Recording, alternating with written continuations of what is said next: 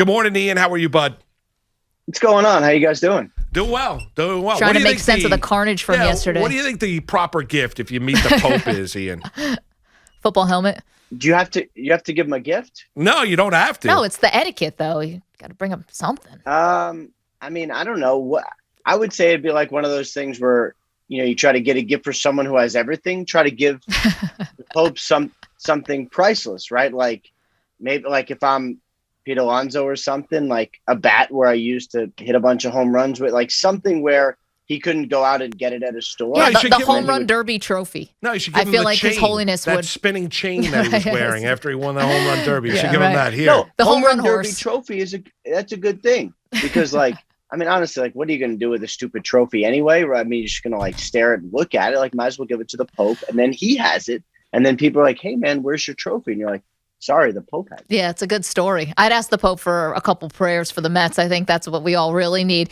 Ian, let's talk a little bit about yesterday. And we should mention Ian's appearance brought to you by H.O. Gross Jewelers of Garden City and online at hogross.com. Did you already say this? Yes. And by WinBet Sportsbook, now in New Jersey. I don't know. I'm thinking about the Pope and Pete Alonso. There you go for the sponsors. Okay, let's start off here tonight.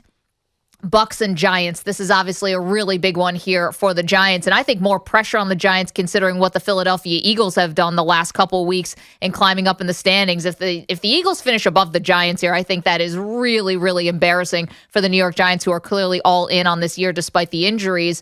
No Antonio Brown for the Bucks. We talked about Brady's mindset maybe a little bit different this year, kind of taking a week off after the bye week. What can you tell us about this game tonight?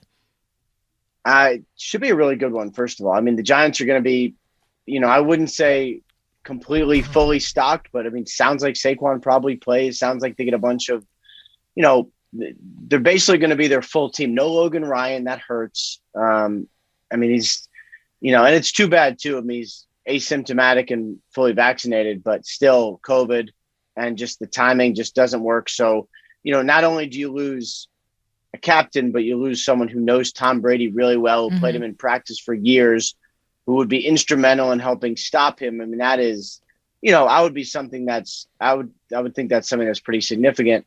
We'll see what Saquon looks like. Hopefully he looks just like his old self and the weight was worth it. They've had some promising moments recently. I think it's winnable. And if they do, then maybe the season starts to take on a little bit of a different tone for the Giants. I want to ask you about around the league a little bit. Number one, how's Lamar Jackson feeling now? Number two is the concern level of Baker Mayfield and his performance in Cleveland. All right, we'll start with Lamar. That was a crazy situation yesterday, because he missed Wednesday, Thursday during the week. Then Friday, he's like, "I'm all good. I just had a cold." And I kind of stopped worrying about it. And then I got a weirdly cryptic message on Saturday that's like, "You need to check on Lamar. He's not doing well." And I was kind of like, okay, well, we already discussed this. He said he was fine. And then basically wakes up on Sunday and is just not, I mean, he went to, he flew, but he took a separate bus from his teammates so no one would be around him. Like, he could barely walk. It's not COVID. It's a virus. They have not been able to figure out what it is. It's not the flu. But, like, think about how bad that would have to be for him not to be able to play. Yeah. Like, that's, and then, this is why you invest in a backup quarterback. This is why you do all that scouting. So someone, named Snoop Hundley can come in and win the game. I mean, I thought that was awesome. The Baker Mayfield thing is interesting. He is really beat up. He's got a bone bruise. He's got a heel bruise on his foot, and he's got the torn labrum. The shoulder fracture has healed. But, like, he kind of got booed a little bit yesterday, and then he didn't talk to reporters after the game, which is unlike him and very rare. I honestly don't know what's going on, but there seems to be a lot of discontent. And then his wife put some things on social media, which she ended up pulling down. That's not great either. Kind of weird. Yeah, does he have a reason to feel like insecure about his place on the team? I know obviously the fans and like what we talk about on the outside, but is the organization giving him any reason to believe his position is unsteady? Well, they haven't really had much contract talks yet. And I don't think that that's disconcerting. I mean, that's kind of the thing that you would expect. I didn't get the sense that either side was ready to really dig into it. However, so like that's the business side of it. The personal side is, as like a human, he's out there. He's laying it all on the line. He's really injured. But I mean, we see this in all different sports all the time, you can be really injured and everyone knows you're really injured. But when you're out there playing, you're still judged on your performance. Right. It's not like people are like, he's throwing interceptions. That's okay. He's injured. Like, nobody cares. So I imagine he's dealing with all of that, knowing that he doesn't have an extension. So, like, that is really hard to deal with. That's a lot of things to deal with and go play. And do you get a sense from the Jets that this Flacco run is going to last longer than just the Miami start yesterday? I think they hope not. Their plan was to work out Zach Wilson really, really hard Sunday, which he did, and then to come back today and see how he is. If he's not really sure, if he's doing well, the hope was for him to like practice and basically ramp up to play. I have not yet heard this morning on how he's feeling, whether there's issues, whether there's soreness, whatever, but I don't think it was expected to be a long-term Flacco thing. I think the hope was go through the injury. When you come back, you're 100%. And, you know, I mean, basically Zach Wilson and John Beck have been staying next to each other talking about the game for the last 4 weeks. That should be really helpful. That should get him to a place where he's able to go in and be effective.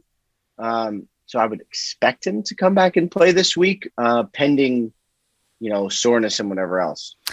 Ian, a few more for you here. Some quarterback stuff. One, when is Kyler Murray going to be back? Because obviously, you know, you had the good Colt McCoy, you know, performance yesterday. Giants fans will remember when Colt McCoy went to Seattle and beat the Seahawks in Seattle last season.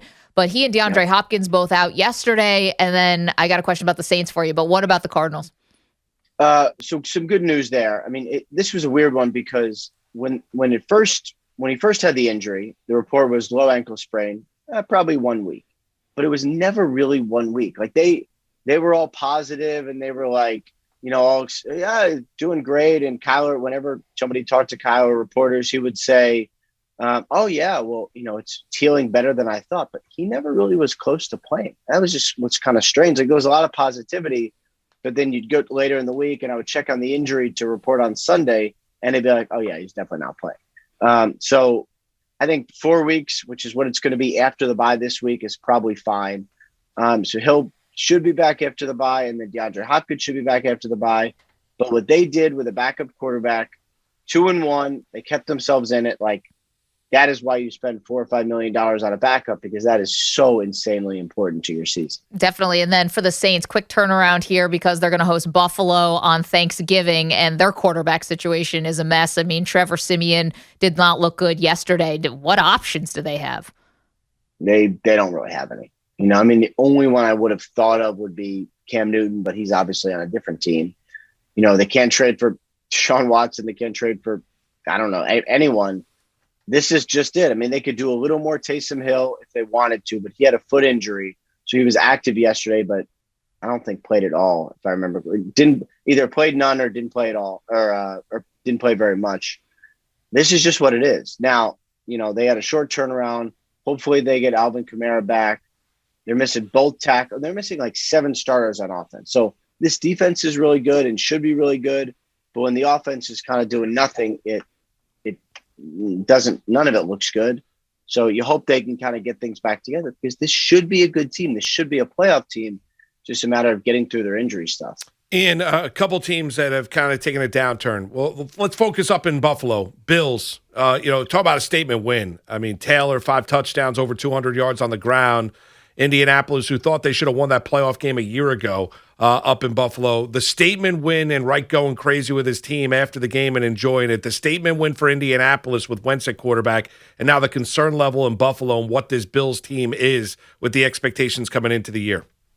Well, for the Colts, it's so simple. Like we all, rightfully so, but we spent so much time in the offseason and the preseason talking about Carson Wentz, how important he is, how necessary he is to get the team back. He was like kind of fine yesterday, did some things, like threw a couple balls, didn't mess anything up. They just handed the ball off over and over and over. And I know it was weird for the Bills, and like they have a really, really, really good defense, and the Colts just ran right at him. I mean, it's kind of like, you know, in a way they're doing the same thing as the Patriots are doing. They're saying, oh, wow, like everyone's spreading it out. Everyone's throwing all over the place. We're just going to run right at you. Mm-hmm. And a lot of times that wins in January. Like, I don't know what's going to happen to the Bills. I think in the end they're going to be okay because they're too talented. But that is what happens in the playoffs. A team just runs right at you, and it's physical and it's cold. That's just, I don't know. Like, that was a really good formula for the Colts. I think it's a good formula for the Patriots and like for the Bills. They need to focus on tackling and figuring out how to stop that, because everyone is going to do that to them now. Yeah. It's a nightmare. You have a cold weather team that's not built to play in the cold weather. That's a problem, Ian. A big problem from my point of view. You know? Well, and yeah, and I know you have some personal stake in this as well. A little bit. 38 years is all. Yeah, a little bit. You know? Yeah, and you know, they're so good in some ways, but the offensive line has been kind of okay. They don't have great running backs / run game. The offensive line isn't built for the run. It's there's a whole lot there, and they haven't been able to stop the run since I was in elementary school. And I'm just doomed, as you and I are both Mets fans as well, to just never root for a consistent winner. But anyway, it's not about you and me. It's about the audience listening, and it's about NFL fans everywhere. Is it? Yeah, it is. Yeah. That's our story.